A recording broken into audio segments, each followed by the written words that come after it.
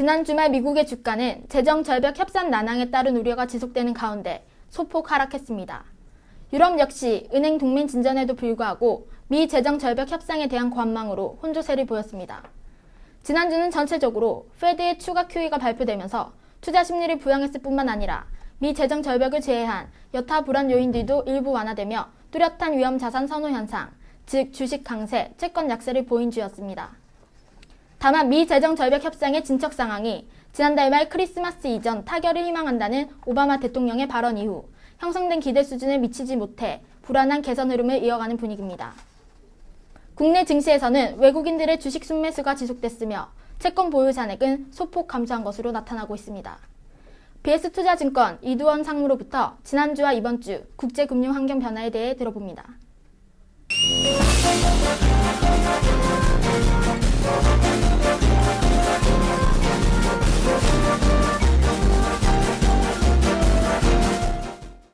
여러분 안녕하십니까? BS투자증권 이두원입니다.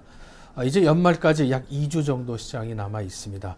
연말까지 이르는 산타랠리가 있느냐 없느냐는 재정 절벽에 따라서 달려있지 않나 싶습니다.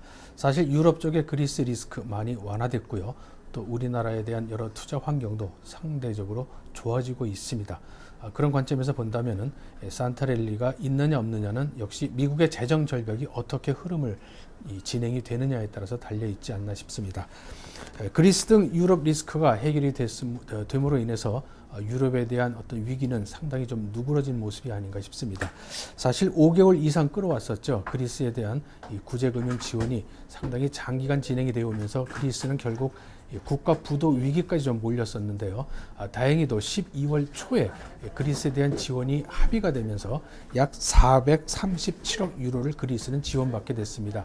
그리스는 13일 날 이 돈을 지원받았는데요. 이 돈을 가지고 약 113억 유로를 가지고 300억 원에 이르는 이 바이백, 다시 말씀드리면 그동안 그리스가 발행한 민간이 보유한 채권, 국채를 민간이 갖고 있는 국채를 다시 되사는 이런 일을 했습니다.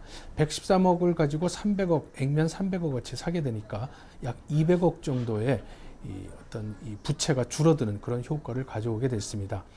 그것은 액면가에 대비 약 33% 정도, 34.1% 정도 가격을 좀 낮게 했기 때문에 가능한 일인데, 그만큼 그리스에 대한 위기가 좀 해소가 되면서 그리스의 국채 금리는 비교적 빠른 속도로 안정이 되고 있고, 또 이것은 유럽 전체적으로 확산이 되면서 유럽에 대한 금융위기는 상당히 누그러진 모습을 보인 것이 바로 지난주가 아닌가 싶습니다. 그리스, 이탈리아, 스페인에 발행되는 국채마다 상당히 금리가 안정적으로 발행되고 있는 것이 이를 입증을 하고, 또한 유로 증시는 상당히 좀 안정적인 상승을 보이고 있는 점도 이를 뒷받침합니다. 또한 지난주에 그리스는 그동안 있었던 은행 감독에 대한 이런 여부를 지난 6월 달에 합의를 해놓고도 결정을 못 해왔는데, 마침내 지난주에 합의를 봄으로 인해서 내년부터는 유럽 중앙은행이 유럽에 대한 은행을 직접적으로 감독을 할 수 있게 됐습니다. 유럽에 있는 은행은 모두 약 6천 개 정도 됩니다. 6천 개 전체를 감독하게 하는 것이 당초의 의견이었는데, 독일의 완강한 반대로 인해서 이번에는 그 중에 일부인 대형 은행 위주로 결정을 했습니다. 약 자산이 300억 유로 이상, 그리고 그 은행의 해당 국가의 GDP의 20% 차지하고 있는, 자산이 20% 차지하고 있는 은행을 대상으로 축소를 함으로 인해서 독일이 찬성을 하게 됐습니다. 내년부터 대형 은행을 중심으로 한 이러한 은행 감독이 시행이 되게 되는데, 은행에 대한 조사권 그리고 영업 취소권도 갖게 됨으로 인해서 유럽 중앙은행의 의견은 그만큼 상대적으로 강해지게 됐습니다.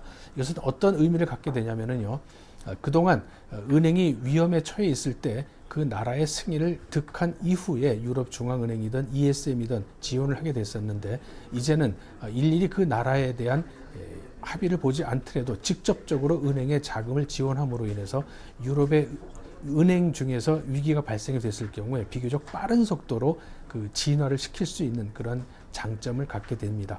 이러므로 인해서 유럽에 대한 금융위기는 상당폭 좀 둔화되는 모습이 점진적으로 이루어지고 있기 때문에 시장에는 상당한 호재가 되지 않을까라는 생각입니다.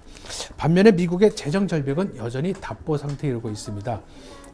오바마는 그동안에 이루었던 약 1조 6천억 원에 이르는 이러한 세수 증대를 1조 4천억으로 2천억 감세한 이런 조치를 공화당에 제시를 했는데, 공화당에서는 이에 대해서 세금만 줄였을 뿐 재정을 감축하는 이런 일은 하나도 없었기 때문에 상당히 성의가 없다, 이런 식으로 면박을 주면서 반대를 했습니다. 좀 어정쩡한 상태로 이루어지고 있었던 찰나에 미국에서 있었던, 유치원에서 있었던 불행스러운 총기 난사 사건 때문에 일단 정치권은 애도의 기간을 갖기로 했습니다. 당장의 재정 절벽에 대한 협상이 좀 중단된 상황이 계속되고 있는데, 수일이 지나면 다시금 여와 야는 이 재정 절벽을 좀 완화시키는 이런 회의를 계속 이어갈 것으로 여겨집니다. 방향은 결국 이 오바마 민주당 아닌 세금 증액 부분을 좀 감소시켜야지만 양보를 하는 그런 것이 예상이 되고 있고, 또 공화당 쪽에서도 재정 감축을 어느 정도 좀 완화시키는 안을 서로 갖고 왔을 때 둘이 합의점에 이르지 않을까 싶은데, 전문가들은 이번 크리스마스 이전 때까지는 빠르면은 합의를 볼 수 있겠다라고 전망을 했었습니다만은, 지금은 이제 그것이 좀 늦추어지고 거의 내년 1월 정도, 중순 정도 가야지만 합의가 되지 않을까, 이런 전망이 주류를 이루고 있는 것 같습니다. 지난주 미국의 이 통화정책위원회 마지막 회의가 있었죠. 12월 마지막 회의가, 연말 마지막 회의가 있었는데, 거기서 논의된 내용은 지금의 성장 정책을, 다시 말씀드리면 돈을 풀어서 경제 위기를 벗어나려는 성장 정책을 계속할 수 있다, 또 계속하겠다라는 의지를 재천명했습니다. 언제까지 하느냐는까지 목까지 박아놨는데, 현재 실업률이 약 7.7 또는 7.8%를 기록하고 있는데, 이 실업률이 6.5%까지 떨어질 때까지, 그리고 물가가 2.5%를 넘지 않은 그때까지 계속적으로 자금을 살포하는 성장 정책을 펼칠 것으로 천명을 했습니다. 연준 위원들은 이러한 것이 약 2015년 정도까지는 계속되지 않을까라고 예측을 하고 있고, 말을 바꾸면은 2015년 정도 되면은 성장 정책이 다시금 탈출하는 이러한 그 출구 전략이 2015년경에 이루어지지 않을까라는 생각입니다. 아마 첫 번째는 금리를 인상시키는 그런 조치가 되지 않을까 싶은데, 아주 먼 미래인 2015년 일이기 때문에 지금 당장의 시장에 영향을 주는 것으로 볼 수는 없겠습니다. 버냉키는 다시 한번 재정 절벽을 정치권에서 해결해 주기를 촉구하고 있습니다. 사실상 미국에 대한 내년도의 경제의 가장 큰 문제는 설문조사를 한 결과도 약 60%가 넘게 정치에 관련돼 있기 때문에 정치가 경제를 좌우하는 것이 내년 초반에 지배하는 모습이 아닐까라고 짐작할 수 있겠습니다. 중국은 2주 연속 4% 넘는 강한 상승을 보였습니다. 12월 첫째 주간에는 지수가 2000선을 아래까지 떨어지기도 했는데, 그 이후부터는 상승 탄력이 좀 높아져서 4.2%, 또 전전주에는 4.12%가 올라가는 강한 상승의 면모를 보였습니다. 중국 시장이 이렇게 살아나는 배경에는 그동안 있었던 이 어떤 시진핑 정권에 대한 경제 정책이 어느 정도 윤곽을 세울 수 있다라는 측면에서 상당히 좀 고무적인 일이 아니었나 싶습니다. 또 지난 주말 열렸었던 이 시진핑 정권 출범 이후 첫 번째인 이 경제 공작 회의에서 중점적인 주제에 대한 내용은 내수화와 이 도시화입니다. 두 가지 정책 모두 국내 주식시장에는 어느 정도 영향을 좀 주었었는데, 철강주 상승이 바로 그런 이유가 아닌가 싶습니다. 도시화를 통한, 이런 도시 건설을 통한 철강주 상승이 그런 면모를 보였는데, 사실 철강주 상승이 꼭 중국 때문은 아니고 그동안 너무나 많이 떨어졌었기 때문에 오는 일시적인 반등이라는 해석도 상당히 좀 설득력을 갖고 있는 것 같습니다. 내수 같은 경우는 중국이 내수를 좀 증진시킬수록 우리나라 산업의 여러 산업에 골고루 영향을 줄 수 있다는 측면에서 주식시장에서는 어느 정도 좀 효과를 거둘 수 있는 그런 내용이 아닌가 싶습니다. 오히려 국내 증시가 이번 주에는 대통령 선거가 있기 때문에 여기에 영향을 받는 모습이 좀 크지 않을까 싶습니다. 적어도 주 초반까지는 이 대통령 선거를 앞두고 좀 관망장세, 좀 매매 타이밍을 늦추는 이런 모습이 예상이 되고 있습니다. 그 이유는 여당과 야당의 경제 민주화에 대한 정책이 온도 차이가 있기 때문에 누가 되느냐에 따라서 이 경제 민주화 정책의 강도에 따라서 주식시장에 영향을 줄 수 있기 때문이죠. 이러한 모습을 제외한다면은 역시 미국의 재정 절벽이 가장 큰 이슈가 되지 않을까 싶은데, 만약에 재정 절벽의 해결이 좀 빠른 시간에 될 수 있다면은 여당, 야당 누가 대통령이 된과 상관없이 우리나라 주가는 상당히 큰 폭 상승을 좀 보일 수 있는 그런 국면이 있습니다. 하지만은 재정 절벽에 대한 협상이 이번 주에 바로 타결될 것 같지는 않기 때문에 우리 시장은 이러한 이 대통령 선거에 영향을 받는 그런 모습이 되지 않을까 싶습니다. 또한 지금까지 2조 원은 외국인은 2조 원 가까이 주식을 순매수했었는데 그만큼 매수를 많이 했기 때문에 이번 주는 잠시 쉬어갈 수 있는 이런 모습도 예상이 되고 있습니다. 그만큼 대형주에 대한 탄력이 다소 좀 주춤거릴 수 있는 그런 주간이 바로 이번 주가 아닌가 싶습니다.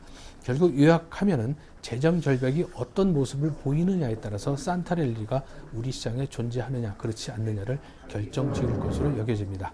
예, 저는 지금까지 BS투자증권 이두원이었습니다. 지난 주말 유로화는 은행 동맹 진전으로 7개월 만에 최고치를 기록했습니다.